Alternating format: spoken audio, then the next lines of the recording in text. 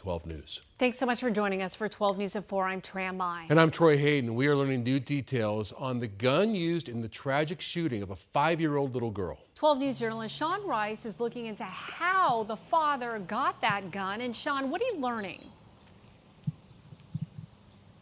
Yeah, Tram and Troy, good afternoon to you both. Layla Ramos's dad, 33-year-old Irvin Eduardo Ramos-Jimenez, is what's called a prohibited possessor. Here in Arizona, he cannot legally purchase a gun. But court records we obtained this morning tell us that Ramos-Jimenez had not one, but two illegally purchased guns here in his home here behind me, where one of those guns was used to fatally shoot his 5-year-old daughter. Now, court records do indicate that Ramos-Jimenez had a previous felony conviction for drug trafficking. This was back in 2021, and because of that, he was not allowed to legally own a gun. He told police he bought the AR-style rifle through a private sale, and he said it was needed for personal protection. Now, in Arizona, a background check is not required for private party firearm purchases, whereas buying a gun from a federally licensed dealer does require that background check. And if he would have tried to purchase one through one of those dealers, Ramos-Jimenez would have been labeled as a prohibited possessor. But would a background check have prevented this tragedy from happening? Today, I spoke with people who have two very different perspectives. Single thing that happens that goes wrong like this is not just one thing going wrong. It's a cascade of failures. And the first thing is it's a failure to enforce our law. And there's not another law you could have that would make this any better. There's no doubt that he shouldn't have had it, but we don't have any, it's a loophole that he can go and just purchase that from anyone.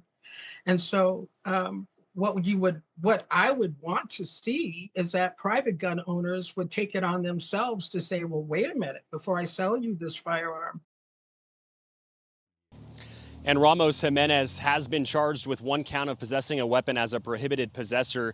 He has been released by a judge on cashless bail. That comes despite the county attorney's office asking for a $250,000 secured appearance bond. Now, court records do indicate that that gun was easily accessible to Layla Ramos's 9-year-old brother, who was the person who ended up pulling the trigger. It was in a bedroom closet in that 9-year-old's bedroom, so it was not properly stored as well. Because of that, I reached out to the Maricopa County Attorney's Office this afternoon. They just got back to me a moment ago. I asked if there was any sort of additional charges that the father could face in this case. To this point, they told me they have yet to receive the case from the Phoenix Police Department, and until they review all the evidence in the case, only that one count of possessing a weapon by a prohibited person will remain.